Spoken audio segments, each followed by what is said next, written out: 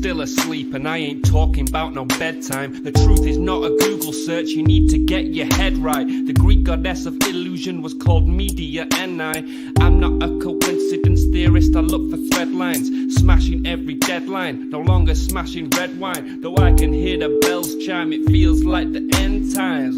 That probably should have been smashed on red wine, but the carnal mind is foolish. Obey and end up ghoulish.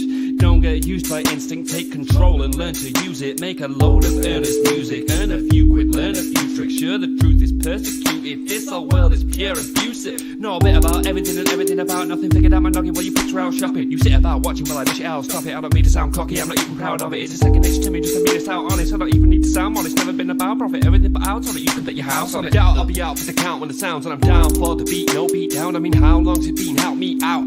I've been the only one who's held me down. All in the mind, hell freeze now. Still sick with it, healthy how? Few bars down and the world freaked out. I don't reach out, I seek out to speak out. I'ma recount the reasons they beat out.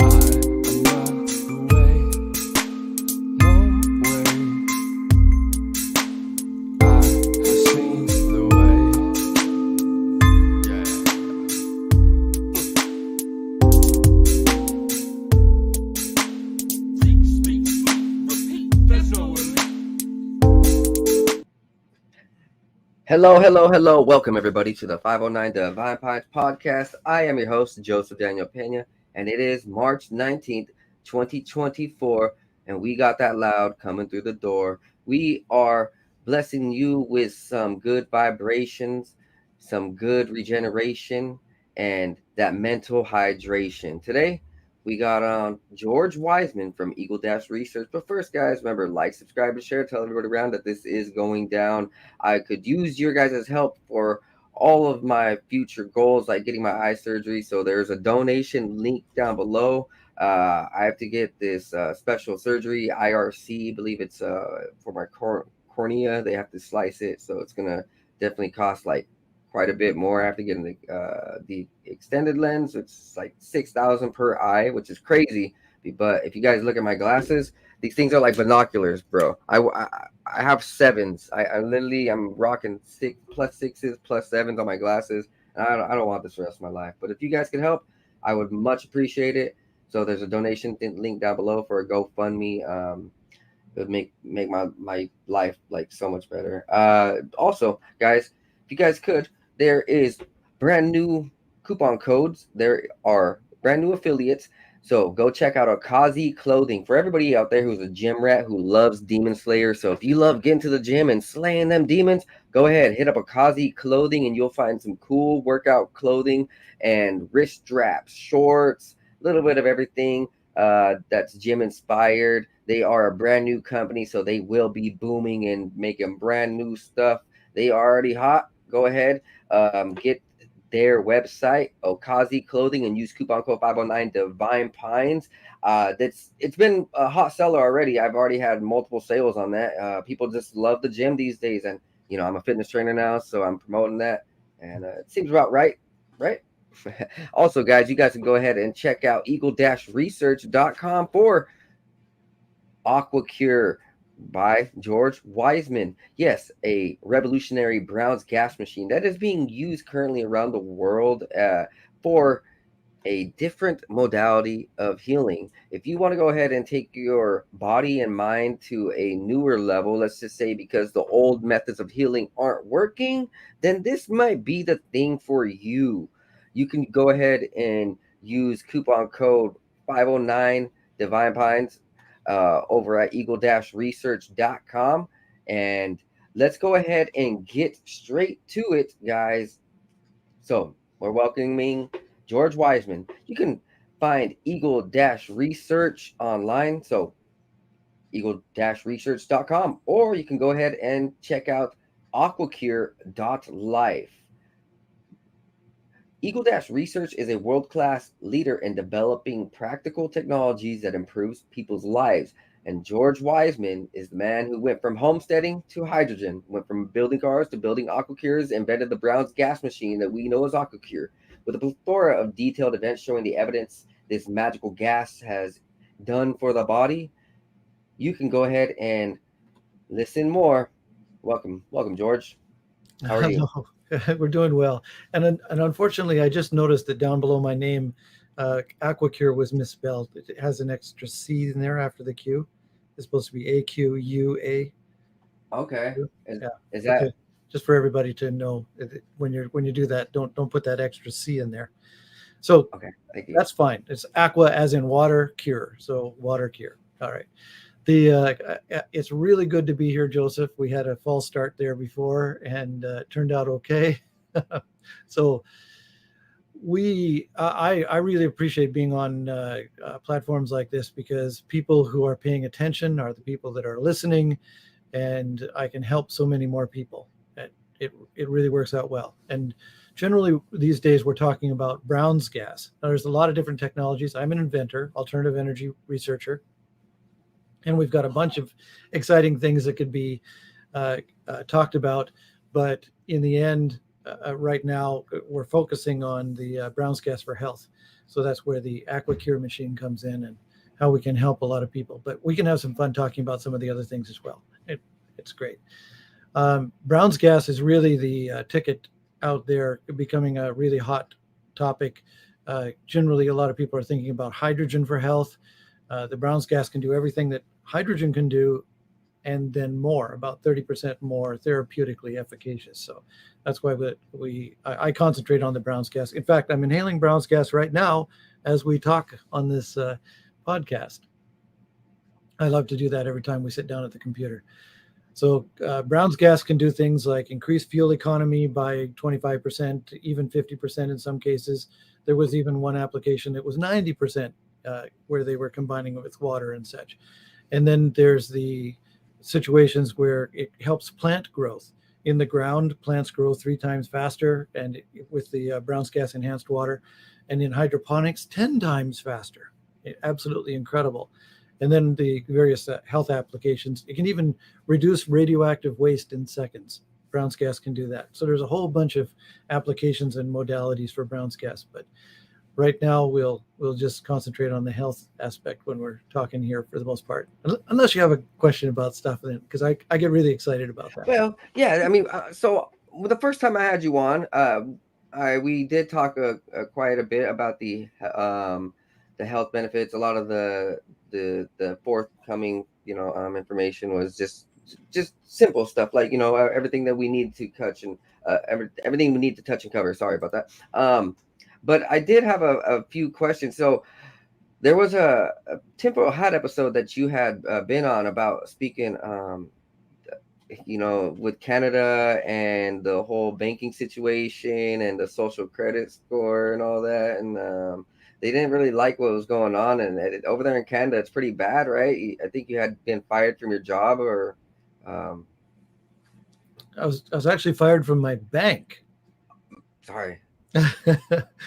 No, I don't think it was directly related, but Prime Minister Trudeau, when they had the trucker convoy, I don't know if you guys covered that at all, but some of your listeners. I didn't. Well, I mean, I did, but I didn't.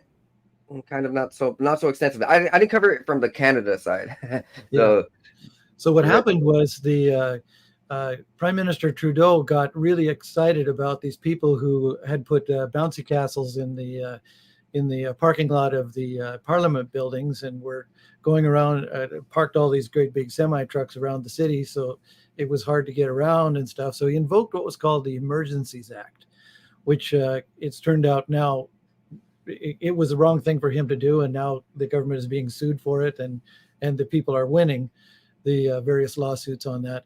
But in the Emergency Act, he essentially became a dictator, and he could do whatever he wanted. And one of the things he did was not close out, but grab money from bank accounts of people that were donating to the truckers. So everybody they could find that was donating any money to the truckers, they actually just seized the people's bank accounts. And there were millions and millions of dollars just seized in Canada that way. I'm not sure what happened to all the money. I didn't hear even on the alternative news whether it ended up getting given back or not. But it was quite the showdown. Now with myself, I think what happened was I just simply was doing transactions in a way that looked like I was money laundering or something. And of course that got cleared up, but the bank sent me a letter saying, we don't want you as a customer anymore because we consider you to be a risk to the bank. But no, here I am. I grew up as a cowboy in the bush, right? And I actually became a risk to the bank, or at least they thought I would be. I had no idea any such thing could ever even happen. Became Jesse James and Lone Yeah, Ranger. who knows? But anyway, I got a different bank, and I'm fine as far as that goes. But I never even knew a person could get fired from a bank. And then there's other people like Dr. McCullough and stuff. They've been debanked. Even I think past President Trump was debanked by one or two banks and stuff. And so they're getting a little strange out there. And if somebody like me could, like them, I could see, but me, am I on that level? Crazy. Well, I think if we're being realistic, it's kind of like the battle of humanity, right? Where the positive things in life always seem like to have pushback, and then there's just a lot of negative things in life that just seem to be pushed forward. And with that, then there's a good topic these days with what's going on between the automobile industry and the way energy systems are working. And lately, there's been hydrogen cars that have been on the rise. Could you speak a little bit about that and like maybe the different systems that they're using? Yeah, I can start on that, and then you can point me in different directions as we go. First of all, we're kind of comparing hydrogen and electric or fossil fuels. And fossil fuels were chosen for a reason over 100 years ago, because it was a relatively simple, efficient system. They didn't choose electric. There were electric cars. They had battery run and electric cars, but the gasoline infrastructure could be put in place so much simpler than, and then over the years, over the decades, they strung electric wires all over the continent. So people could charge electric cars where they couldn't do that before, right? For the most part. And where it was easy to set up gas stations that a truck could come and fill up tanks. And that's essentially the system we still have today. They don't run pipelines to every gas station. They just run these trucks around.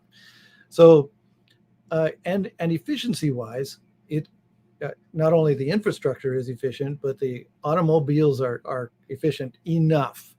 And we could get into fuel savers, which was one of the things that I was actually okay, well, maybe this is one of the reasons why they debanked me. I was investigated by various government agencies 7 times. I kid you not, when I was selling fuel savers big time, 7 times. And every one of the investigations came to nothing because not one customer complained. Not one. They couldn't find anybody that would complain against me, so the investigations disappeared.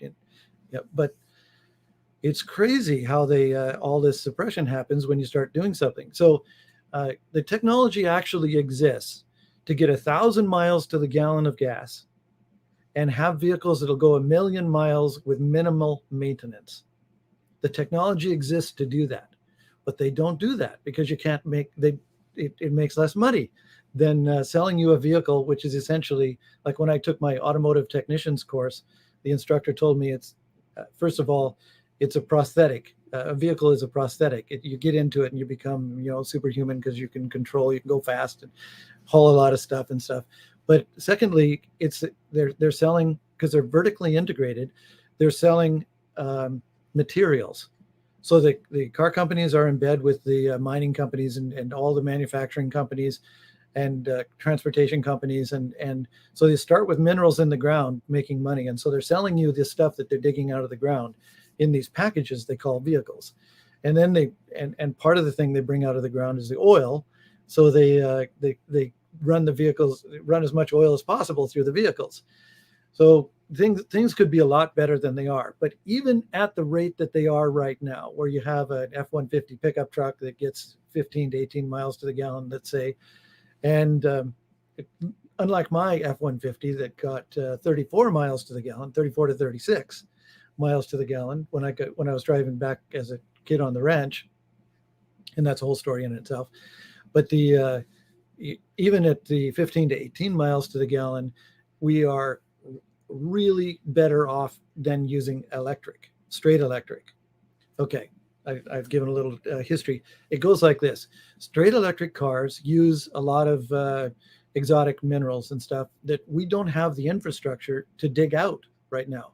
The mining industry would have to increase 4 to 7 times. I've seen scientific studies on this to equal the amount of materials being brought out of the earth, which a lot of them are in countries that America isn't happy with right now, like Russia and China, and to then get them into a manufacturing process. Again, the manufacturing would have to change and increase to end up with a 2030 or 2035 goals that the government is trying to set for electric vehicles.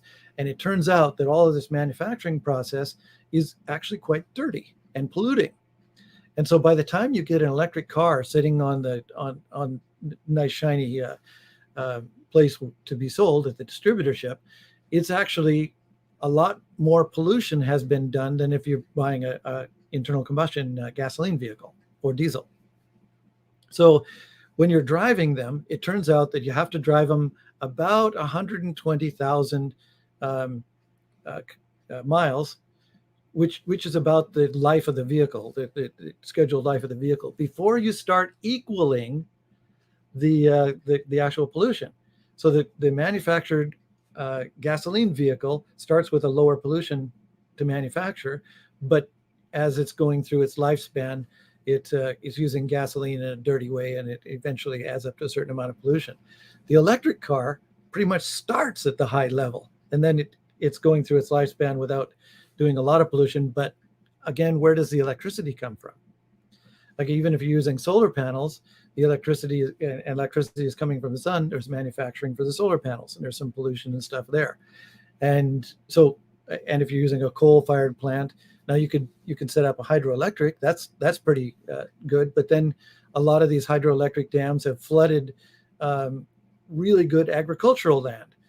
So there's downsides to everything when we're doing all this. And in the end, when it comes down to right at the moment, is your gasoline internal combustion engine is pretty darn good. And if they could just, like, I went to the patent office and went back only 5 years and found 5,000 fuel saver patents, not one of which was on the market. These people, this is the channel to tell people about this, right? And it's crazy, the suppression that's out there, and it could be so much better. I don't have an answer as to how to make it better, except the little things that I'm doing, where I'll sell books that tell people how to increase their fuel economy with the various projects that I've done, and also give them some idea of the technologies that could exist if the will to do was put in place. Like I said, you can have vehicles that get 1,000 miles to the gallon. Now, the current vehicles that I drive are hybrids, because you can use small batteries to increase the efficiency of the internal combustion engine, so that there's times like when you come to a stop at a stoplight, the engine should shut down and you can drive short distances without ever even starting the internal combustion engine. And I have solar panels on my roof that charge my electric car when it's just parked there and stuff. So, and it's grid intertied, so that any excess electricity goes into the grid and gives me a net benefit off my electric bill as well. So these are the kind of things that a person can do to mitigate a lot of this energy infrastructure that's going out there right now. So now we get to your question about hydrogen cars. There's a lot of good stuff happening with hydrogen. And if they did it properly, it would be better than the gasoline and diesel. No question. Now they have the hydride cylinders where they can store hydrogen safely in the vehicles, and you just heat it up and the hydrogen comes out, and you can run electric hydrogen, like you can use fuel cells, so that you can convert the hydrogen directly to electricity and run electric motors, which can be up to 90% efficient instead of the 25 or 30% efficient of gasoline and diesel. So and so you can have a quiet, almost electric-like car at a fraction of the cost and pollution of electric vehicles. So yeah, I think there's a lot of upside to hydrogen, and that's the direction they should be pointing instead of electric. And it does appear that a lot of the manufacturers are shying away from the electric vehicles. First of all, they're not selling like the government would like them to sell. People aren't stupid. and then they're starting to do a lot more experimenting around the hydrogen. So yeah, I think that there's some upside to that. So I just barely learned right now that there's this black hydrogen, and what these fuel cells are going to be using is green hydrogen. Could you speak on that and what the difference might be, and how this even came to be, as far as, because I'm sure that this exact concept is the same way as you just said for like the rest of the energy systems and energy industry. There's a technology, but it seems like the people who are making the decisions want to use the dirty method of this technology, right? Okay. It's been a while since I looked at those particular studies, but I think what they're referring to with black hydrogen is hydrogen made from oil. And you correct me if I'm wrong, but the idea is that oil has a string of carbons. They're surrounded by hydrogens, and there's more than twice as much hydrogen in fossil fuels or carbon-based fuels as there is carbon. So anyway, what they're doing is they do what's called a reformer, and some hydrogen technologies actually have the reformers right on the vehicle. So they convert they pour in gasoline or diesel, and they actually pull the hydrogen from that to run the engine or the fuel cell or something right as they're going along, instead of storing the hydrogen in hydride tanks. Just as a FYI. So when they're saying the black hydrogen, that means we're still using oil, and then the green hydrogen is made from, let's say, water or something using, say, wind energy or solar electric or hydro or some electricity from somewhere. Electrolysis generally, yes, system.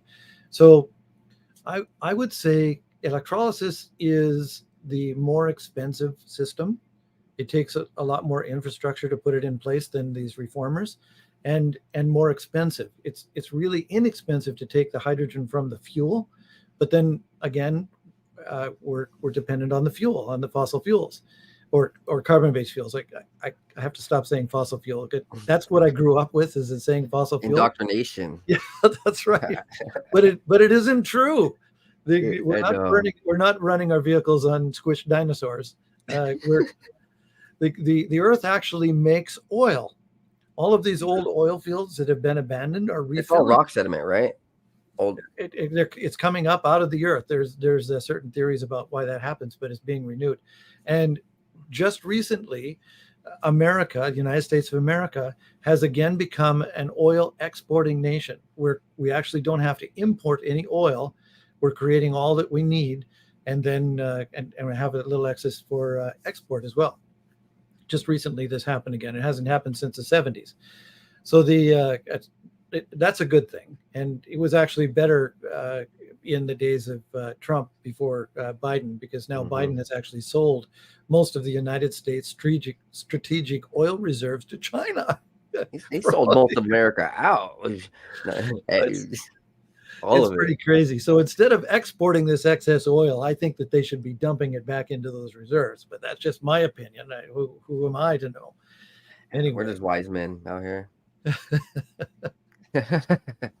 So you're thinking that these fuel cell electric vehicles are going to be like the real game changer? How, like, they're going to be really productive? They're going to be like the top of the line as far as if we want the best miles to the gallon, or if we want the best fuel, economy saving. The hybrid is the best way to go. There's no question about it, because then you minimize the batteries, but you maximize the efficiencies. So you get the most use out of the electric that you're putting in, and the hydrogen, in my opinion, would be a better way to go than the gasoline or diesel.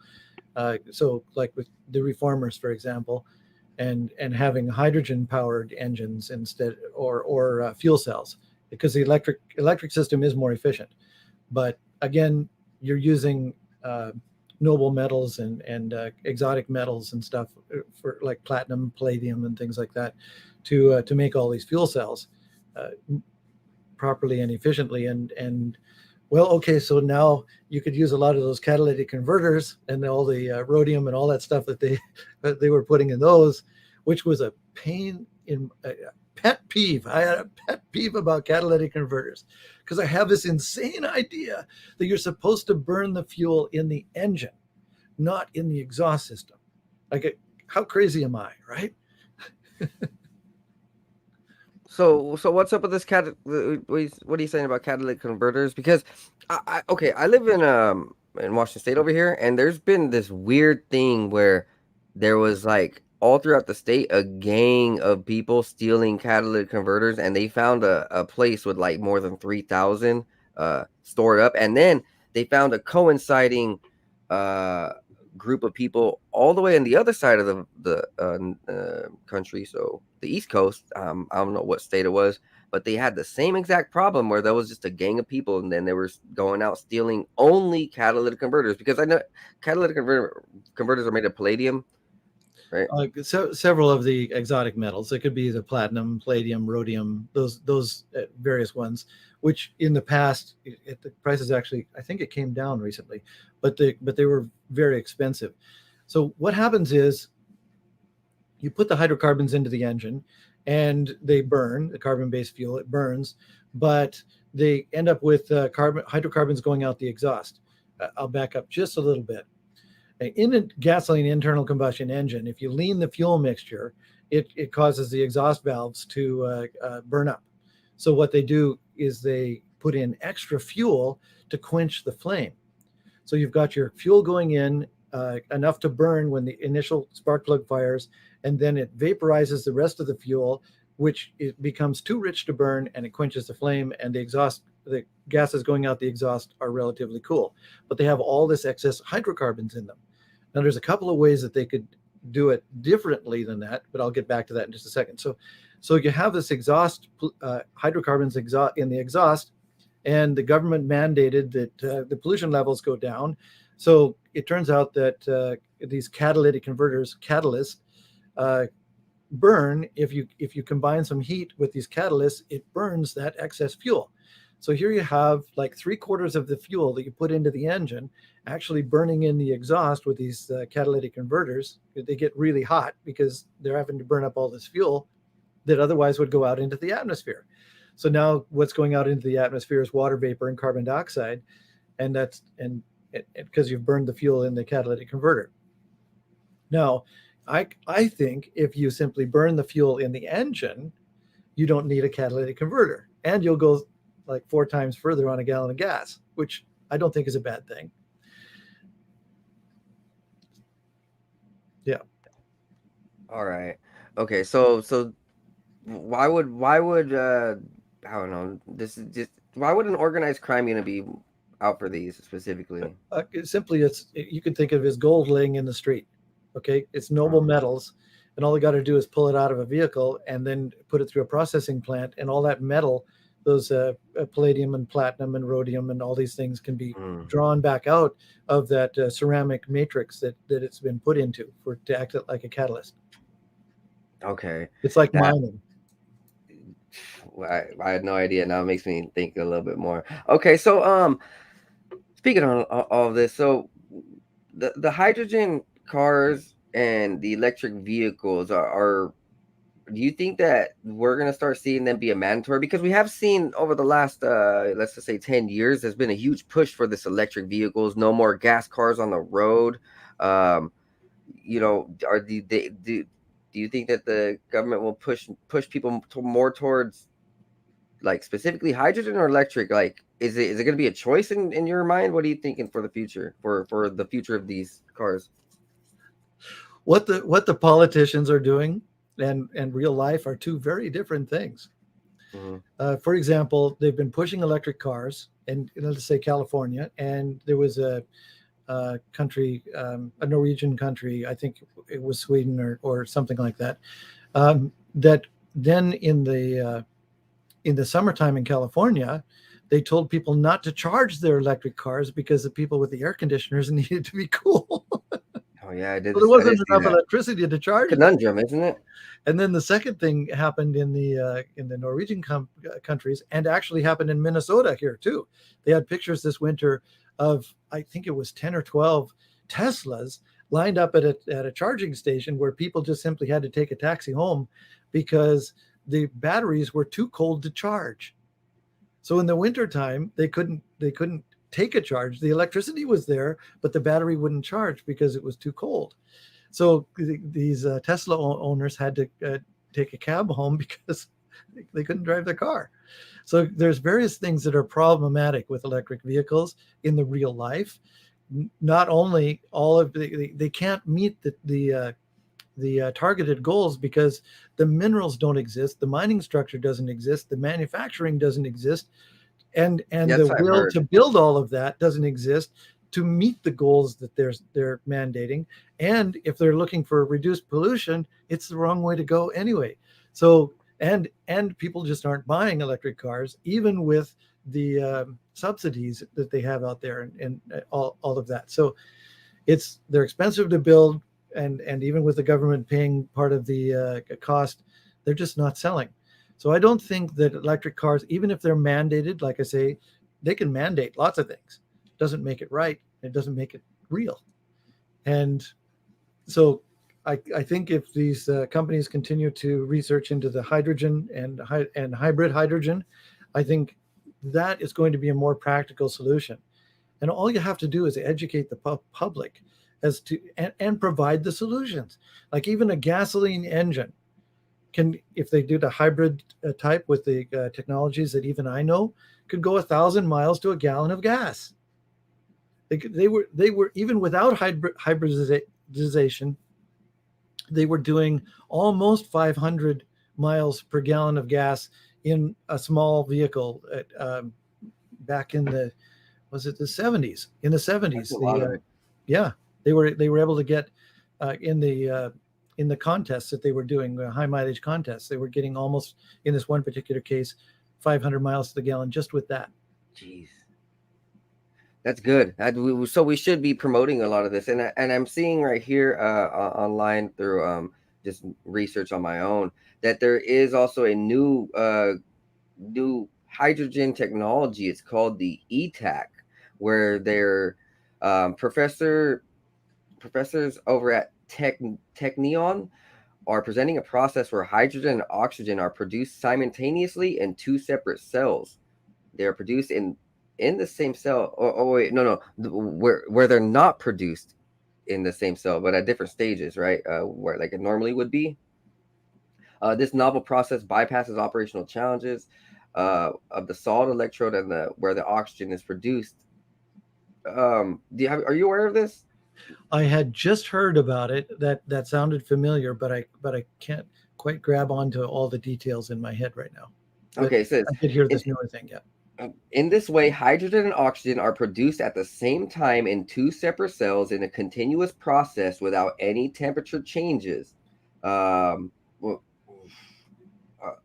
my gosh! So okay? Well, that's so there's newer hydrogen inventions, right? Let's go ahead and speak on your hydrogen inventions.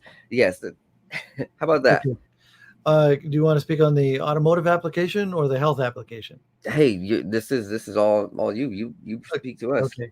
Well, I'll quickly go over the practical applications that I did. First of all, if you have larger electrolyzers, and my electrolyzers ended up being half the weight, half the size, and produce the same amount of gas with half the electricity as the standard ones that were out there, because I put in some of my alternative energy research into the electrolysis process. So we did really well.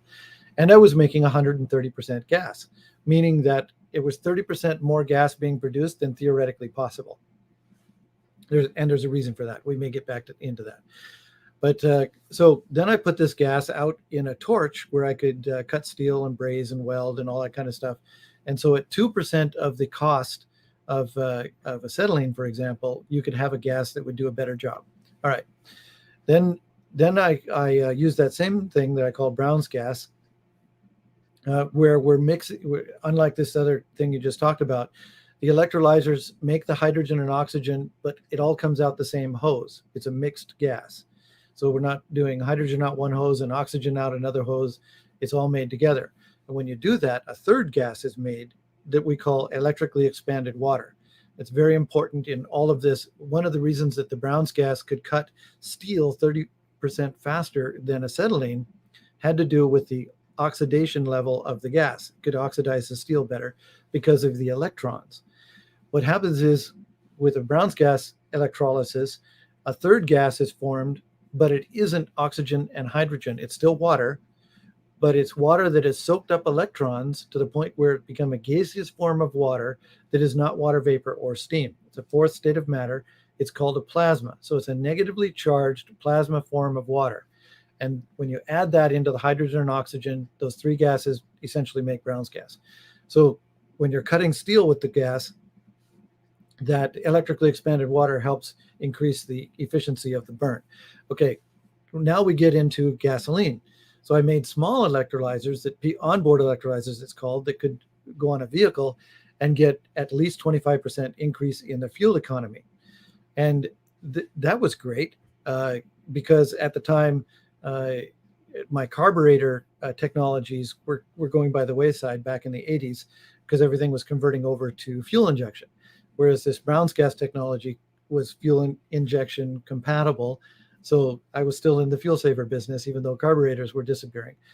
And in the diesel engines, anytime you have a longer hydrocarbon chain, this was even more efficient. So diesel engines could get up to 50% increase in their fuel economy. And this is where we're talking about with the ocean-going ships where they used like bunker oil, which had very long hydrocarbon chains. And that's where they got up to 90%. And that was just taken off, disappeared from the internet almost as soon as it was put up. But I had screenshot the stuff, so that was good. In any case, because you don't want the public to know that, for goodness sake. Anyway, it all comes down to endothermic energy and exothermic energy. Internal combustion engines are heat engines. They run on heat. So if you can get more heat from a gallon of gas, then you're going to go further on the gallon of gas. Normally what happens is hydrogen and carbon atomic bonds are very, very strong. So if anything you can do to reduce the strength of that bond before they're broken apart, ends up giving you more excess heat. So the endothermic energy is the energy you're putting in to the combustion to break apart the fuel into its constituent atoms, which then the carbons combine with oxygen to form carbon dioxide, and the hydrogens with oxygen to form water, H2O. So those are the constituents of perfect combustion if it all worked properly. But the fuel has to be broken apart into those carbon and hydrogen atoms before they can be recombined. And then once they're recombined, there's an excess heat. But how much excess heat depends on how much heat has to be put back into the fuel to do all the breaking apart, called endothermic energy. So with the Brown's gas, when it comes in, it makes it acts like a catalyst that lowers the amount of energy necessary to break apart the hydrocarbon bonds. And so you end up with excess heat, which again goes further on a gallon of gas. But now we get into health purposes. Some of the people with the water torches, which I called those big ones that were for torches, replace acetylene, started experimenting bubbling the gas in water and feeding it to plants. And they discovered that the plants were growing so much faster. And like I say, 3 times in earth and 10 times in hydroponics, they were growing faster. And then somebody got the idea of bubbling the water and putting it on a melanoma on his forehead. And in 3 weeks' time, the melanoma was gone. Skin cancer, gone. And this has been duplicated many times since then. So it was this electrically expanded water that was causing the health benefits, because what it is a water that just has a whole bunch of extra electrons, and those electrons are bioavailable to plants, but also bioavailable to any other life form like fish or humans, mammals. Okay, so when people started drinking the Brown's gas bubbled water, which had hydrogen in it, and it had this electrically expanded water, it got the hydrogen and all the electrons, the bioavailable electrons as well. So I've kind of gone off the track there. Did you want to pull me back into anything? No. Well, my friend has a question. What's the difference between the molecularly infused water and the Brown's gas infused water? That's a good question. Okay, so molecular hydrogen is H2, and that is the gas that is normally put, they consider hydrogen for health. It's just regular hydrogen. You can have it in a bottle. You can make it with the electrolysis that has the gas going out each hose, like hydrogen out one hose and oxygen out the other. But so the difference between molecular hydrogen and Brown's gas is that the Brown's gas has this electrically expanded water constituent as well. So it has hydrogen, just the same as hydrogen, but it also has the what I call EXW, electrically expanded water. And so Brown's gas can do everything that molecular hydrogen can do as far as health aspects is concerned, plus more. So it's like an advanced version of the hydrogen for health because it's providing the energy. These bioavailable electrons gives you energy directly. People that are sick, for example, have used up their energy reserves, and their energy generation systems often have been compromised. So they're not getting the energy they need. They may get the hydrogen if you're taking in extra hydrogen, and it does them some good, but it can only do as good as the body has the energy to do. For example, if you're taking bricks, which we can equate with the hydrogen, and building a brick house, you need three things to heal. You need materials, you need energy, and you need intelligence. The body has the intelligence. It just needs the materials and the energy. Hydrogen, we're 62% hydrogen by volume, so it's our major macronutrient. But you also still then need the energy to move the bricks to make the brick house and fix any and damage any repairs that has happened and that kind of thing.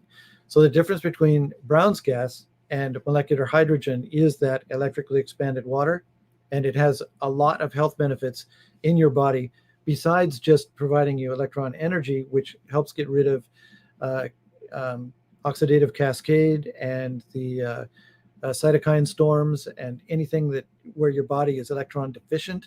It gives the electrons to it directly, so it helps take care of that.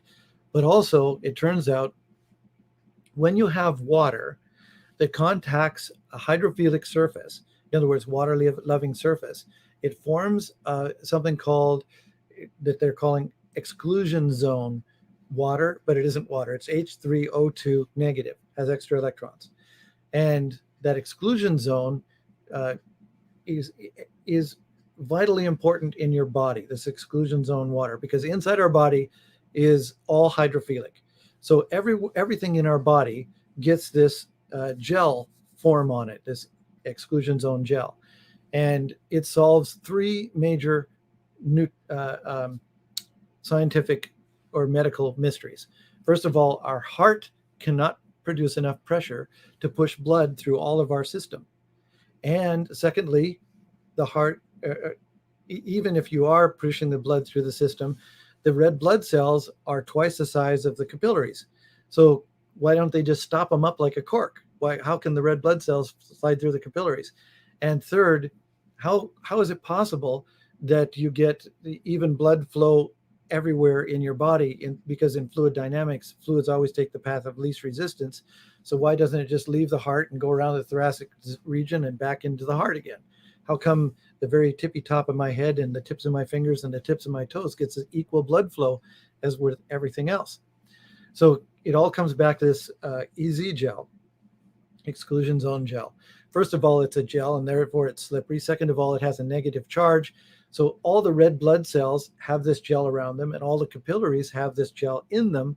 So the red blood cells can form down like a sausage and slide through with very little resistance.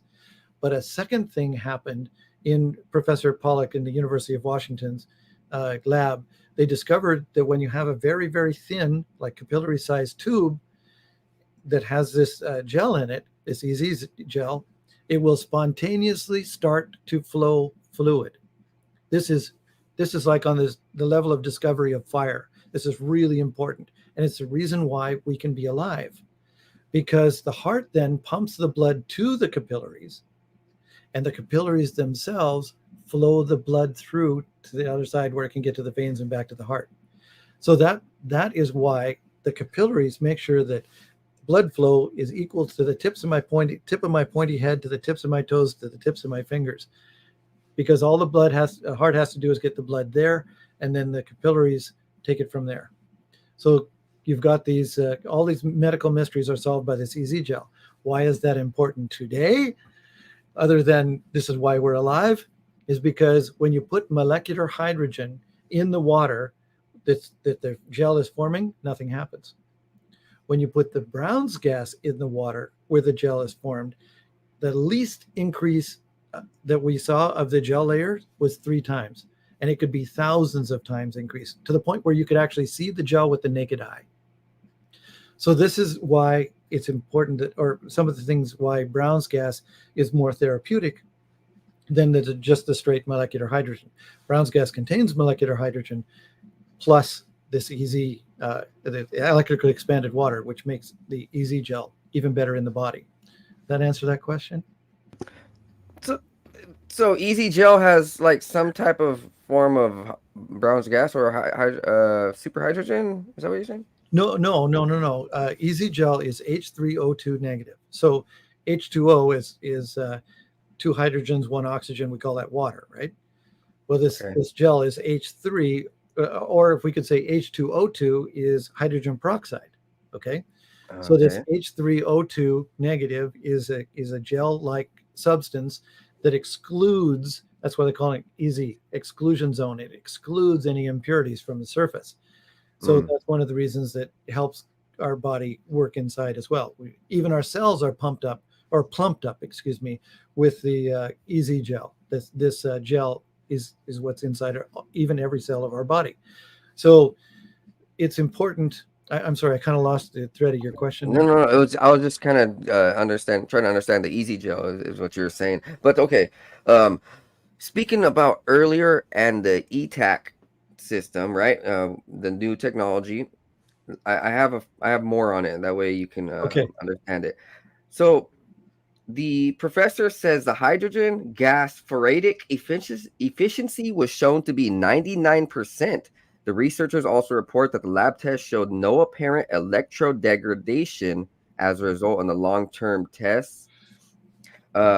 The simultaneous production of gases is circumvented by replacing one of the electrodes with a supercapacitive electrode made from carbon. These electrodes alternatively store and release ions, effectively separating hydrogen and oxygen production. When the electrode is negatively charged and producing hydrogen, the supercapacitor stores Ng-rich hydrogen or hydroxide ions. When the direction of the current is swapped, the supercapacitor releases the absorbed hydroxide ions, and the oxygen produced is now a positive electrode. One electrode does the evolution of both oxygen and hydrogen. So they found a way to produce hydrogen from they found a way to split the oxygen and hydrogen through changing a electrode. It sounds like they added a supercapacitor in a certain way that increased the electrolysis efficiency dramatically. Yeah, and there was no degradation of this. So what they're saying is that now this is going to be able to be used everywhere in all systems, like medical systems. This is going to be a revolutionary technology. From all I understand, through water, since water is our most valuable resource, being able to build a technology around it where we can have pure water or super water, that is probably one of the ways to bettering humanity for the future. I always found it weird. I mean, you might be able to answer this specifically on why they haven't built a technology on how to take the salt water and turn it into farm water. But it seems like over the last 100 years, I mean, these technologies, they're barely being brought forth, right? That's absolutely right. And there are several technologies, desalination technologies, that could make lots of water with minimal energy input, lots of pure water. And some of these technologies are actually profitable because the minerals that are in the water that they're taking out can often pay for the process of what they're doing. The technologies exist to do that. It's just a matter, again, of the political will to allow it to happen. Yeah, is America seemingly like one of the largest pushers for hydrogen technologies right now? Is that what I'm seeing? I couldn't say. No? Okay. It would be Well, nice if it was. okay. I have a big question. So we're speaking about hydrogen, and now we can look and contrast dehydration. When we're looking at things in the market these days, like dehydrated onions, and then these dehydrated breast milk, or any of these things out there in our common foods and common drinks, like, why would that be a serious problem for any viewers out there who just might not know, or even me, like, just why is this such a huge problem? I I don't know where the problem really would be in dehydrated stuff. Obviously, you're not getting the water intake, but you could drink water theoretically. Dehydrated foods are generally foods are usually dehydrated for longevity and storage. So or smaller shelf life or space and things like that. There's usually reasons why people take the water out of things. Well, Uh, I've heard that these dehydrated ingredients, the onions and the different things in our foods, they have sucked all the life out of it, right? I mean, besides the water, they have sucked all the nutrients out of it, Okay, right? we can get back then now to the EZ gel, because all life, all plants, all everything, like when they're doing juicing, for example. So now in this case, we're doing the opposite. We're trying to take away the stuff that's left behind and leave in all the hydration as possible. But you're also breaking all those cell walls and stuff when you're putting it in the blender. You're trying to get as much of that gel as possible. It's really one of the most healthful things on the planet. So getting juicy fruits and vegetables straight from the ground is going to maximize that aspect of nutrition, which bodies, for lack of a better word, desperately need. And that is certainly what you would lose if you're going with the dehydration. You'd lose all that EZ gel type of nutrient. Most of the vitamins and minerals and carbohydrates and things would still be there. But if you're lacking the nutrition, if you're not getting what you need, then it's probably you're not getting that EZ gel. Yes, Jonathan Boots, who I have had on numerous of times over from Natural Action Tech. He likes to speak about living water and how within water there is a life force. There is some nutrients. There's these minerals. There, if we look at Dr. Emoto or any other ancient culture, they say that there's memory within water. That there's this driving life force. Is that what we're seeing being taken out of a lot of our products when we see these carbonated waters, filtered waters, these different things out here in our foods? This is part of my, I like to speak on the health and food and science and on my podcast. And I'm a fitness trainer, and I love my food and I love my drinks. And I noticed when I started switching over to like organic stuff, I felt more water. No other way to say it. Like, I looked back and I was like, I read the ingredients. I was like, maybe is this why? Like, it Well, really is, right? you've touched on a huge subject there, and he's right in everything that he's saying. Just kind of highlighting the points. Uh, Water has a memory. There's many ways of showing that, and water can literally transmute into virtually every element on Earth. You can literally start with water and end up with gold. It's you can make fuels from water. You can make medicines from water. You can make food from water. You can do all kinds of things with water with transmutation, as well as just the memory of water. I have this idea, as I've learned in everything. It's almost like water is the memory, holds the memory of the planet. Like if you were thinking of the planet like a big organism with a brain, the memory could be in the water, because there was an experiment. Time keeps passing. I don't remember how many years ago. They called it the 100 monkey thing, where they taught a certain number of monkeys how to do something on one island, and monkeys on a nearby island. After they taught 100 monkeys, the monkeys on the next island over learned how to do it. They started doing this particular thing that they were doing. I don't know what it was. A more efficient way of cracking open a coconut or something. I don't remember. Yeah, that's what it was, and how to open or do something. And I think that's the Akashic and the mental realm. they're all Yeah. connecting. Akashic, yeah. But a similar thing happens with water, where if you're let's see, there was another experiment where they took some cattle and divided them into 3 groups. A control group that was in a pen that was just fed normal food and water, the group that went through the slaughterhouse, and then a group that was fed the water that came from the slaughterhouse. Okay. In other words, when they're sluicing things down after the slaughter and everything, and in the drains, and they take the water and they purified the water. They didn't take the bloody water. They purified the water and then fed the water to the second group of cattle, not the third group that was control, but the second group that had that didn't go through the slaughterhouse. And the second group started to exhibit all the symptoms of anxiety and fear that the first group that went through the slaughterhouse had been feeling when they were killed and slaughtered.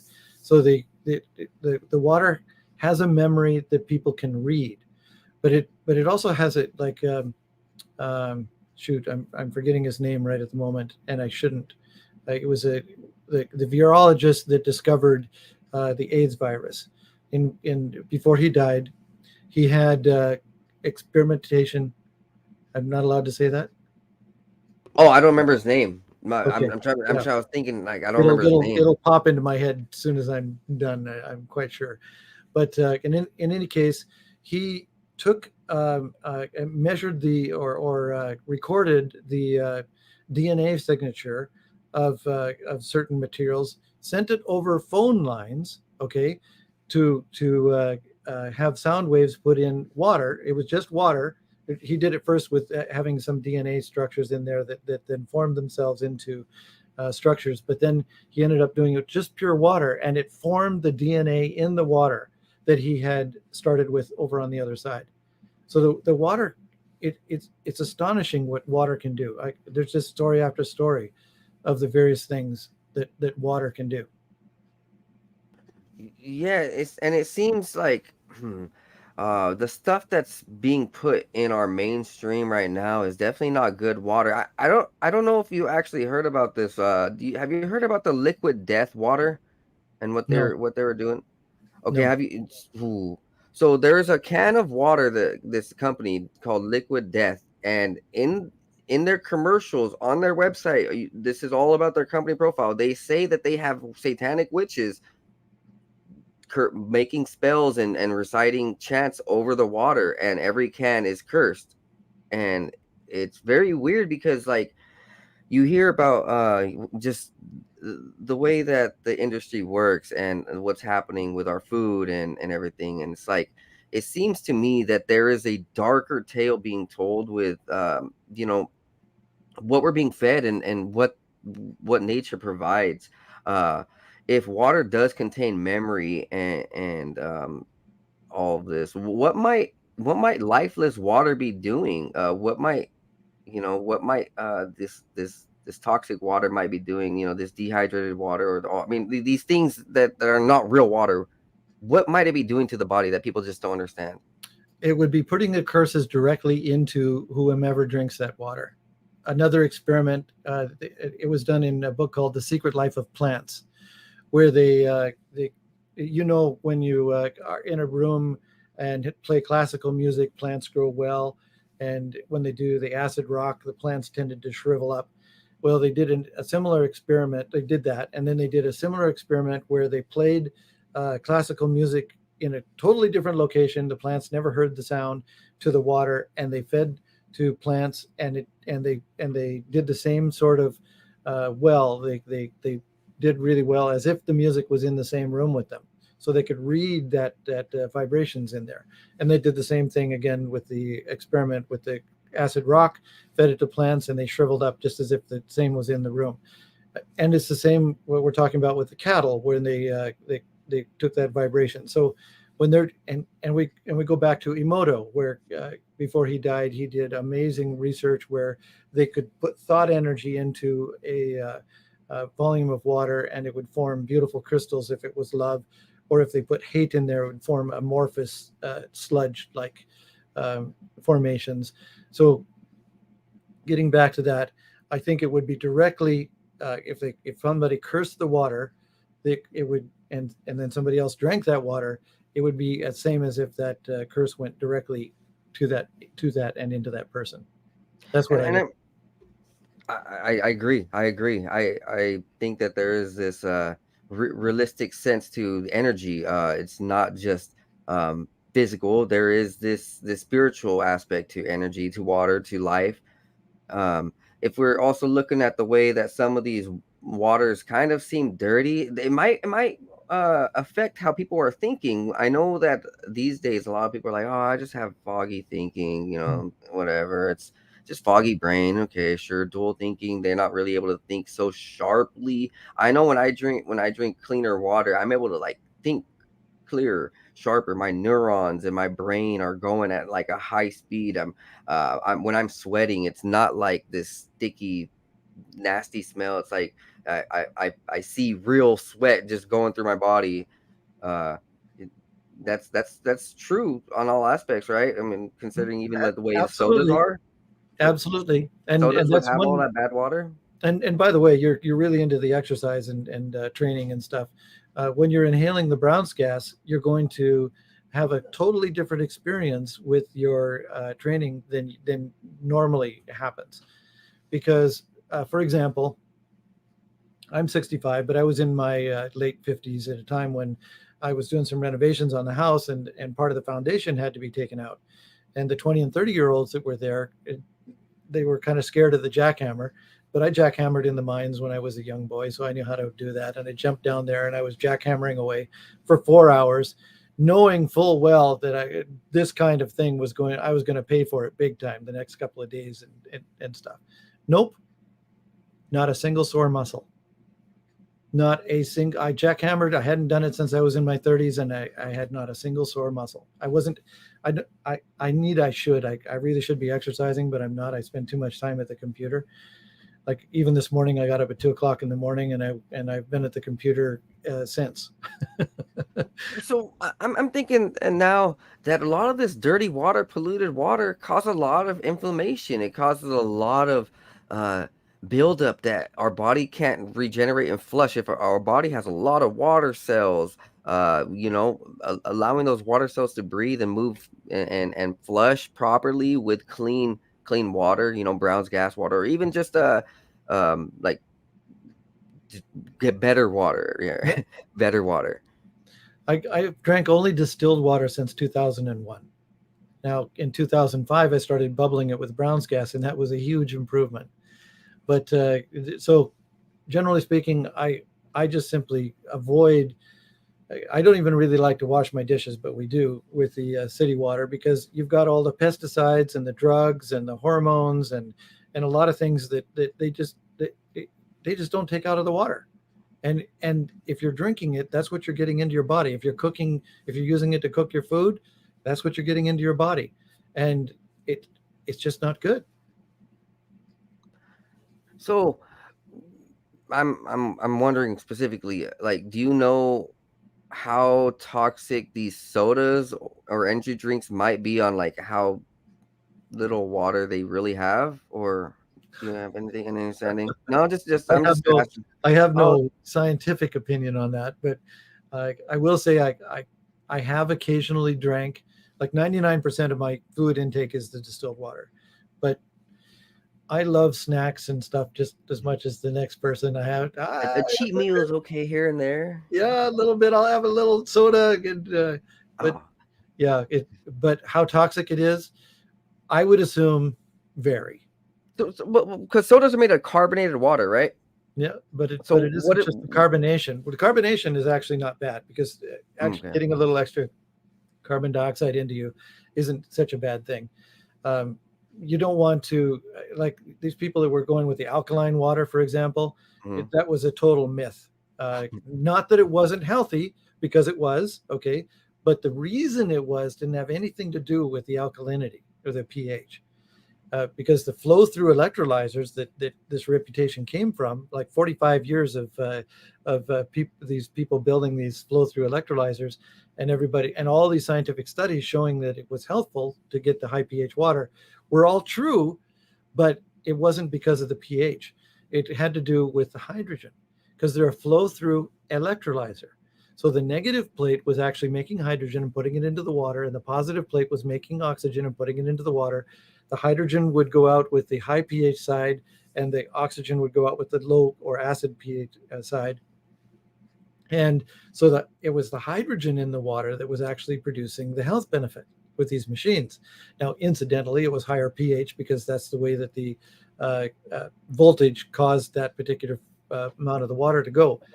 So it reasonably short time ago, about 2 or 3 years ago. So this is a relatively new development. Some scientists put together a research study where they took away the pH and the health benefits were maintained. But then they took away the hydrogen and left in the pH, and the health benefits completely disappeared. The pH had absolutely nothing whatsoever to do with the health benefits. It was all about the hydrogen. That's so alkalinity is kind of a myth, is what you're saying? Yes. And you don't want to take too much alkalinity in anyway, because it disturbs the acid bath in your stomach and stuff.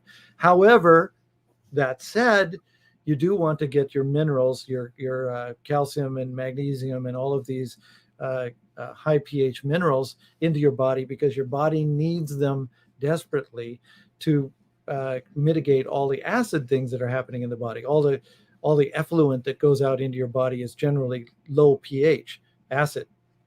So what was the general idea that alkalinity did do? And that had, I mean, people were like, oh, I want super high alkaline water all the time. I know I was on that for a little bit, and I was like, there was a lot of theories, and some of them had validity in that, like I was talking about with your alkaline reserves in your body.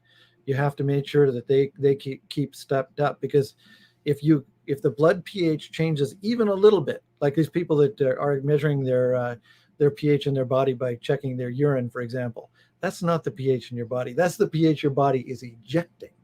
Okay, so yeah, okay, so the blood pH is controlled very, very tightly. If it goes a little bit above or a little bit below, you've got serious problems. So it's very important to eat enough alkaline foods to get your mineral reserves up, your alkaline minerals in your body.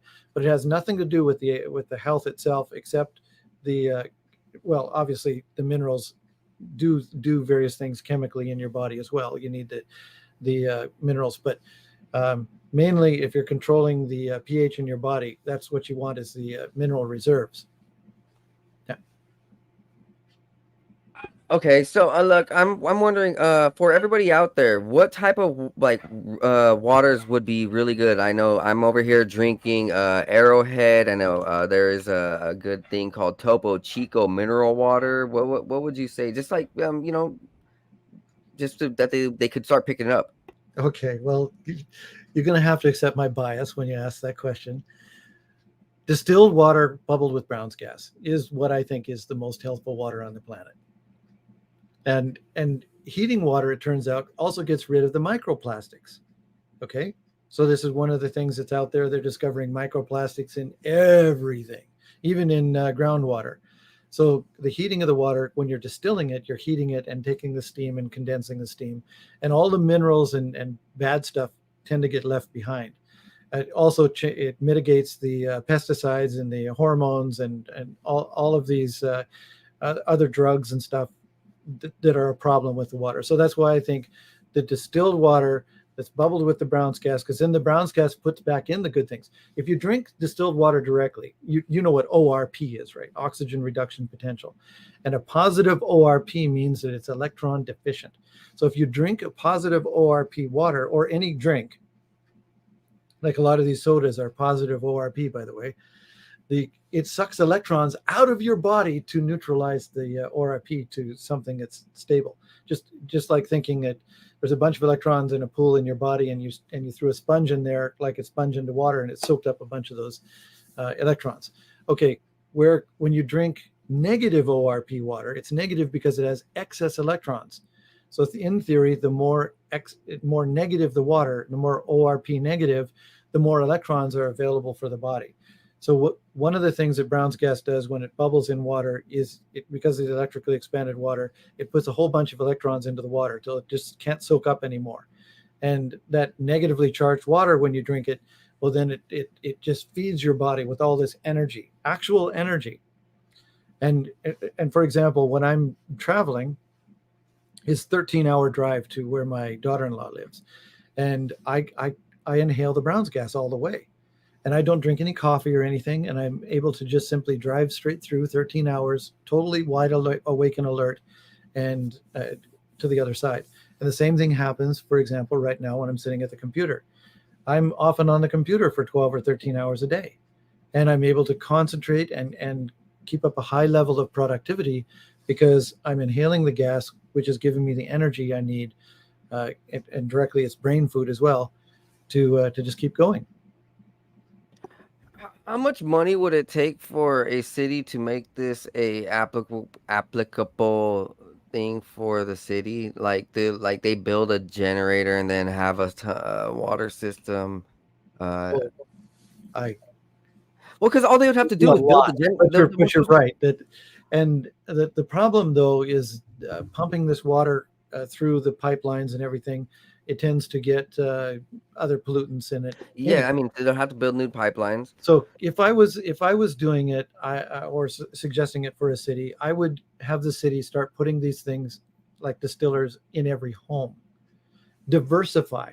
This is one of the big problems with everything that we have these days is they tend to centralize, and centralize creates two really big problems. The first has to do with greed, because the people who control the centralization then tend to money, prestige, and power tend to control the population. But the second thing is it makes it sensitive to terrorist attack or anything like that, because you take out that central location, you've totally decimated the entire area. They can't live anymore because the electricity, everything stops. Whereas if you were to diversify the energy grid, diversify food production, like there was a time a few years ago that nobody could buy spinach anywhere because the mega farm that was providing the spinach had an E. coli outbreak. And so they had to even take spinach off the shelves so that people wouldn't get sick, because everything was being produced in one place. So these big mega factories, mega farms, centralization is not a good thing. So decentralization, where people are making their own food, making their own energy, making their own fuel, and it's doable. Like that's essentially what we came from. Everybody had their own garden back in our grandfather's time, for example, and even during the Second World War in England, they called it victory gardens, where any space anywhere that they had a balcony, they would in windows they set up like little greenhouse things in windows and stuff. So everybody was growing and making as much of their own food as possible because they had to. And I think a similar situation might happen in the not too distant future, where people are going to have to start growing their own food again. Has there been anybody who's used your Brown's gas for a terrarium or hydroponic like growth? Yes, aquaponics, hydroponics. There Aquaponics, are people out there that are doing it. Yes, but the terrarium too. Have you seen someone put your water in a glass jar with all the you know what I'm talking about? Yes, there are people that are doing that, and the plants do much better than just with straight water. I'd imagine. So about the hydroponics is you would think is maybe like a 50% more harvest, or how what the plants grow 10 times faster. So in the same time period, you could end up with 10 times more harvests. Okay. Yeah. Because that's a lot. That's good. It means if we're gonna be giving this out to like the public, so hopefully let the world be our way and in a healing way and for our better future. Wouldn't it be cool to have this Brown's gas in a well where like maybe every block has a well, and people go back to the old days and we just meet at the well again and have our daily conversations, go get the blessings of life. Yeah, man, it's been There are actually people doing that. There's people that are making the brown's gas water in their homes and giving it to their neighbors and stuff. Yes, it's happening. oh man, I'm just thinking that the world needs more life and substance, more memory and fluidity. It seems like when people are on that lifeless water, there is a dual nature. I know I used to be like that.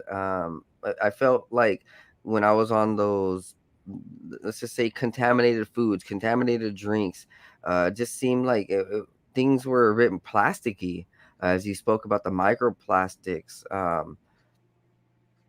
Okay, what kind of things are you working on right now, George? Let's go ahead and hear more about like That's a what you good got going question. on. Yeah, like what type of Okay. stuff are you working on currently?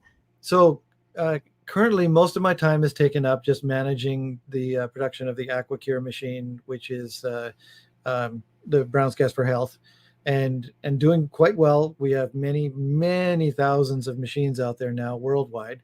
We'll currently be we're totally rebuilding our websites. That's one thing that we're working on, because my eagle-research.com website, for example, originally started to be built in 1996 when the Jeez, internet was just kind of getting started. that's a little old. Not gonna lie. That is a very old website, yes. So we're modernizing all of that as well as building some extra websites. And there'll be incredible, helpful things, Web 3.0 kind of stuff in these new modern websites. So that's one of the things we're doing. And my wife just got out of the tub, for example, in what she calls her spa room, where we have Brown's gas feeding this what we call a micro bubbler, nano micro bubbler. So it's putting the micro bubbles in the water. Now you could put Brown's gas in the water normally, just bubble it like we do when we're making our drinking water, and it works well. And people are reporting amazing health benefits from that. But when you put in these micro bubbles, it holds like 100 times more gas in the water, like a fog Ooh. in the water, right? So people like all my wife's scars on her body. She used to do rock climbing, and so she had lots of scrapes on her legs and stuff of the scars. They're gone. They're completely gone from this essentially a healing bath that she takes almost every day. And so we're coming out with the micro bubbler really soon. We're in the final stages of getting the micro bubbler ready, and it is retrofittable to every single aquacure that we've ever sold. So all the people out there that have the aquacures can put on this micro bubbling attachment and get this spa-like experience in their own home. And then the next thing after that is going to be what we call the new water or deuterium depleted water project. So there's a lot of people out there drinking water with low amounts of deuterium because there's too much deuterium in our bodies, and it's essentially shutting down the metabolism of our bodies. So by getting the deuterium depleted water, because your body is able to get rid of some deuterium on a regular basis, if you put less in, then you can bring the deuterium level down in your body. So we got that is the next thing that's happening. And of course, that'll feed directly into the new water, because when you collect the steam from the hydrogen flame, the Brown's gas flame, the steam that's collected is new water. Water has no memory, and we've been talking quite a lot about memory. This new water you can literally program to be almost anything. So it's a really important thing that's coming up that we'll be introducing. It won't be this year, probably next year. But again, retrofittable to every single aquacure that we've ever sold. How compatible are these technologies between the aquacure and current hydrogen cars? Is this something that like someone could modify their hydrogen car and then just like attach your aquacure to and then just drive around? I mean, figure out, they might have to do a little tinkering, but like, Nope, not compatible. no, okay. Nope. There's a slight compatibility between the aquacure and carbon engines, carbon fueled engines, like gasoline and diesel, because again, it's similar to the little electrolyzers that I developed called a Hyzor technology that people could put on their vehicle so they could have a little bit of Brown's gas going in to increase the efficiency of combustion. You can do a similar thing like that with the aquacure. Now, when I'm driving down the road in my hybrid truck, I just am using the Brown's gas directly, inhaling as I drive, because I find it more um, uh, a better use of the technology right there. But I could, if I had time, install the Brown's gas in the vehicle itself as well, and increase the efficiency of the mileage of the vehicle. Okay. Real quickly, you said that you had the Hyzen technology. What is it? Hyzor. Hyzor. You had built that? Yes, the Hyzor technology was one of the technology, the Brown's gas for fuel saving technology that I developed. Yes. Okay. Sweet. Now I can put that on the biome, the inventor of the Hyzor technology too. Yes. So have you been seeing these flying vehicles recently? I'm wondering, do you suspect that the hydrogen technology will be used for the flying cars too? Flying, yes. Um, it's going to be a little more difficult because Why? hydrogen is not very energy dense, That's what I'm thinking. and so it's hard to carry enough energy units on board to go very far in a flying vehicle, because a flying vehicle requires quite a lot of energy. You got to lift it off the ground and maintain its lift off the ground. So A lot of we're not power. talking about airplanes where all you have to do is drive it forward, and the lift is a side effect of the movement. With these vertical takeoff vehicles and stuff, they're essentially based on great big drones these days and stuff. There's Pretty a lot much. of good technology out there, but It's it cool. I takes a like lot of it. energy to maintain that flight, and they're getting better and better. Uh, Again, if you have the hydrogen technology with a reformer, so you can put it like an energy dense fuel like the gasoline or diesel in there, you'd probably be more practical in a situation like that. Uh, and yeah, I just lots of thoughts flowing through my head. I like the Tucker automobile back in just after the Second World War. They took an uh, helicopter engine and repurposed it to go and made mechanical fuel injection in that vehicle. And by the time the Tucker automobile was built in the guy's barn, okay, it would have cost the automobile industry billions of dollars back then. If you can imagine what billions of dollars then would be now, to catch up with the innovations that they had put in this one vehicle. But it was a helicopter engine, and the helicopter engines need to produce a lot of thrust, a lot of power with a very light weight. So that's what reminded me of that particular kind of thing. Billions of dollars back then would be worth more than some countries. Yes. Automobiles is a big thing. Yeah, the money that our country spends sometimes it's highly it makes you wonder how much money is really there, right? Well, really, the money isn't the problem. The value is the problem, because the government can print as much money as they want, which they have been doing in this last few years. And I think in the last couple of years, they've printed more money than ever existed before. So obviously, this is going to cause inflation, because the value stays the same, the value of things that are. And if you have more money, then what happens is the price of all these things goes up, because you have more people competing for the same value products. So, example, since 2017, most homes have doubled in value, or cost, I should say. The value is still the same. It's still the same home. In fact, if anything, there's more depreciation, wear and tear and stuff. Value would theoretically go down. But because the money supply has increased and people have more money, the people that have money have more money. The people that don't have any money just still don't have any money. But but that's what's happening, is the government can just print as much money as they want. So the amount of money is not the issue. It's the value that is compared to.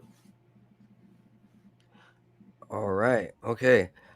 This has been quite a fascinating conversation so far. It's been about an hour and a half. What we should do is let people know like what type of things you got going on for the future? Like, do you ever speak at seminars? Do you have any type of like events or any type of anything? Yeah, I You should write a usually book, man. You should really write a book, dude. I'm not even kidding, man. I've got Like, 24 titles on my website that people can buy right now, and oh, you because should write many books. I should write many. You have It 24 does take books. time. You have 24 Um, books. because what happens is I'm an Gee. inventor that hasn't patented anything, because I found that patents are one of the ways that they suppress inventions. Mm-hmm. So what I did is instead is I do something for myself, learn how to do it, and make sure it's working properly. And then I tell people how to do it. I actually send out the plans and stuff for it. People can build their own electrolyzers from my plans that are more efficient than NASA produces, okay, to make Brown's gas, for example. And there are people that have done that. Many, thousands of people have done that. Yes. So yes, they can write a book. They can go to the eagle-research.com website, and it'll take. They can look at my various books and get the inventions and actually do things. Then I have my lines of research. First of all, I'll say I usually speak at the Tesla Tech conference in Albuquerque every summer, and there's a water conference I'll be speaking in Portugal this coming October, but I tend to keep those relatively, because I'm so busy. I just only do So one or two. Tesla Tech is that one? If we were to go to one, would Tesla Tech be the one to go to? Well, in America, sure, absolutely, and you'll see a lot of like-minded people there. Yeah, you should promote I that. tend to go because I like to meet the people. I'm not going to, because I can speak on a platform like yours and disseminate the knowledge, but the people that you meet at these places are amazing. So Tesla Tech, I mean, that's of course based on Nikola Tesla, but it's also like a lot of I don't know, free-minded individuals, people who want to help better humanity. What are some of the cooler things you've seen over there at Tesla Tech? Uh, I saw where they use Brown's gas to make an over unity engine. Okay. Hmm? What's Where that? you could actually produce more power than you put into it. Oh, And okay. that's one of the experiments that I want to get to. The guy was called Al Throckmorton, and he called it the technology the Lord's pump, because he was thinking it was in divine inspiration that made this thing. And I'd like to do some experimenting in that line as well. I like gravity wheels. I've been doing a lot of experimenting recently with that sort of thing. I think I might have a design that might work now this next time. There's the variations that you go through and you learn a little bit of something each time. There's but that wasn't a Tesla Tech. There obviously is quite a few inventors that have figured out various ways of making electrical over unity machines, like the Bedini machines, which definitely was. And Joseph Newman definitely had an over unity electrical motor generator as well. The problem with his machine was that it was very large and heavy, material dense for the amount of energy that you actually got over unity. So it wasn't very practical. But there are people that are making what I consider to be advances toward definite practicality. All right. Dude, I've never heard about Tesla Tech, but that seems pretty cool. Well, okay. I guess this is a good question to end off with. What's one of the biggest things about humanity, technologies that you've seen recently or heard recently that's probably one of the most you know you're excited for, that you're most excited for? Sorry. Okay. Out of the blue, my mind isn't coming up with a lot of things, because most of the things that I know that should be done aren't being done. And Yeah, well, I guess. so I would think, and I know this is going to sound a little odd, but there's a thing called freedom cells that is being promoted by Derek Bros. I've heard And of him. yes, and he this what is needed is will. You heard me talk about the political will a couple of times. What's needed is people who are like-minded, who want diversification, who want freedom, who want free energy, who want these things that already exist. I'm telling you, this already exists. All these technologies already exist, but they're controlled and suppressed. What we need is the political will. So I'd say the most exciting thing that I've been seeing is people coalescing, people getting together, people communicating. And this, of course, is one of the things that the vested interest and powers that be want to separate us from. They want to divide us. They want to say, okay, as many things as possible, have people fighting over their differences. We need to start getting people combining and coalescing and finding their commonalities, their humanity that everybody needs. Everybody needs love. Everybody needs companionship. Everybody needs these various things and come together. And this is what I would think would be exciting. And I see some tendencies out there for that to be happening. And once that happens, these people that are coming together and think, they already know that these other technologies exist and they will start happening. And it gives a venue for things to be distributed from the grassroots instead of this top-down infrastructure that we have now. So I'd say, I know it comes kind of out of left field. It isn't a technology that's exciting like going to Mars or something, but this is what needs to happen, in my opinion. I mean, that's a wonderful message, and in my opinion, I do think that life and resonance, it's very important to our society and how we should help coordinate our friends, our family, our own actions, our pets, and the way we think, because you know, like water, like food, like many living things out there, if you put out some good items, some good things will happen. You know, if you let those bad things sink in, it's gonna spoil and rot. But if you are gonna be a changer, you gotta realize, like, there's gonna be people around you changing with you, and you change for the better will change them for the better. And with this technology of like you know, what you got going on, and you know, even the idea of love, everything matters. You know, people like to go about their day and think, well, you know, it only matters for making money, nothing else matters. But or like they focus on hyperfixate on one little aspect of life, and instead of realizing that all of life is animate, all of life is connected in this you know, synchronistic way. We do vibrate with each other and pick each other up when we're down. But we can, if we focus hard enough and we keep ourselves clean, we can stay strong. There is no going down. When we can pick other people up, there is no going down for them. You know, it's all a matter of what we do, what we choose, what we say, what we think, and how we go about our day to day life. And if we can go ahead and help plant some seeds, plant some water, make this really lively, then what we're going to see over generations is that instinct, that memory, that love, that spirit, all work out in you know, because when a society loses nature, they lose themselves, and they don't survive.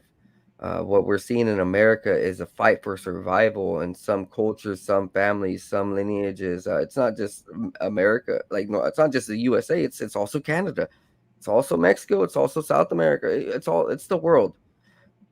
Yeah. But if we can stay strong, if we can keep clean, and if we can be motivating and you know, enlighten our brothers, then we're doing all we can to help win this war of good versus evil. You know, may Christ be with us. And George, hey, let them hear any final messages out there, like where they can find you, or anything, where your next broadcast is going to be, and they may watch. If you go to my website, eagle-research, so you put in the hyphen mark between eagle and research.com, and go to frequently asked questions and look down the list and see what is Brown's gas. you'll get a lot of where the podcasts and stuff I have been, and then at the bottom of the page, subscribe to my e-news, so you'll get a update when things are happening. So those are the two things there. The aquacure.life, so aqua AQUA dot or cure.life, aqua like water, pretty much breaks out the Brown's gas.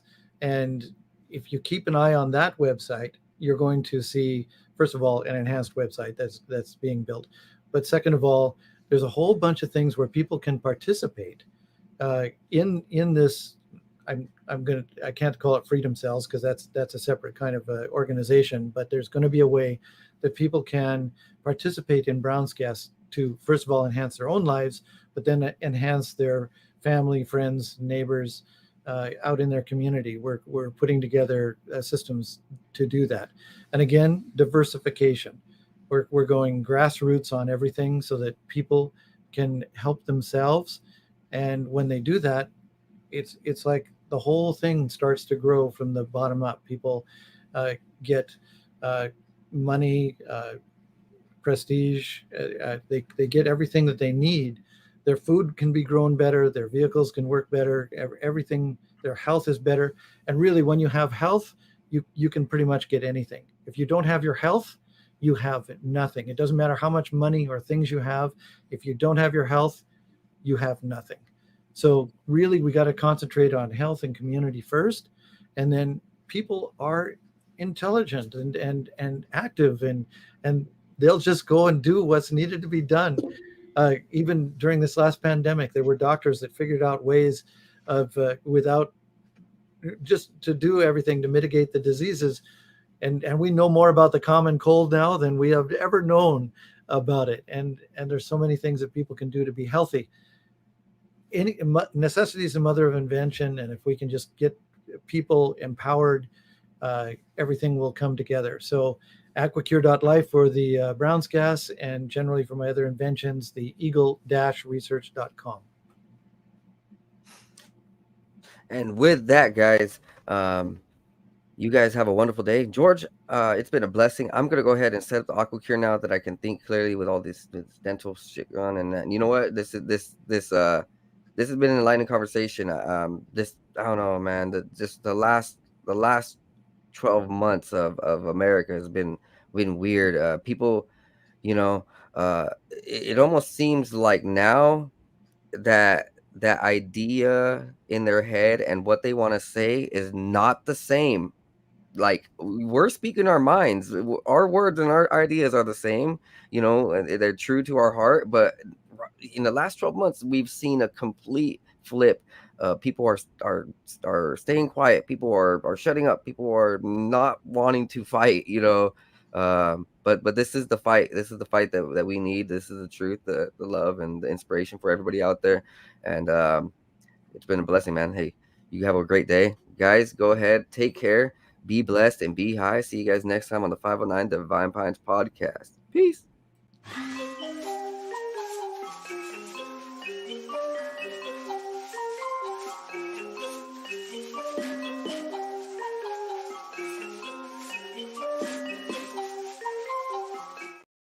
Wait.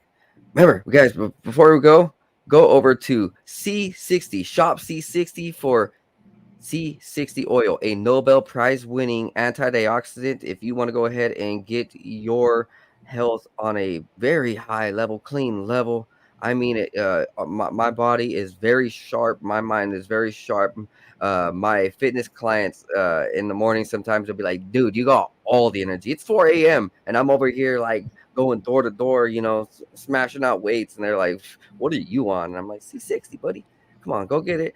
Go ahead and use coupon code 509 Divine Pines for a nice discount off your order. And also for anybody else who wants maybe something lighter for energy, go check out W.GG. This is a brand new energy drink powder, all natural, they say, and there's no fillers for sure. There's no artificial ingredients. They have a patented neurotech, neural fuel. It's a neural enhancer, nootropic. It's a brain enhancing energy drink. It's about $40 per bottle. You can make however much you want, per scoop, whatever, 2 scoops, 3 scoops, 4 scoops, whatever you want. And they have about a dozen different flavors. They are new, but they are collaborating hardcore with gamers. So if you are a gamer, you might know some of the collabs that they have on their site. Go ahead, check out w.gg and use coupon code 509 Divine Pines for a discount off your order. And guys, well, that is it. You guys have a blessed day. I'll see you guys next time. Peace. I'm gonna go ahead and put the good outro on, the loving one.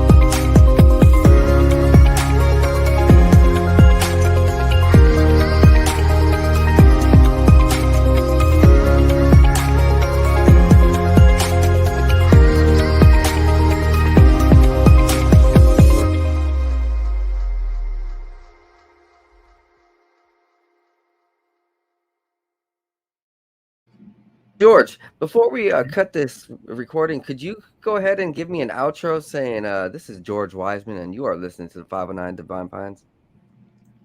This is George Wiseman, and you are listening to 509 Divine Pines. Hey, man, you're the best. All right, see you guys later. But we'll be here. Hold on.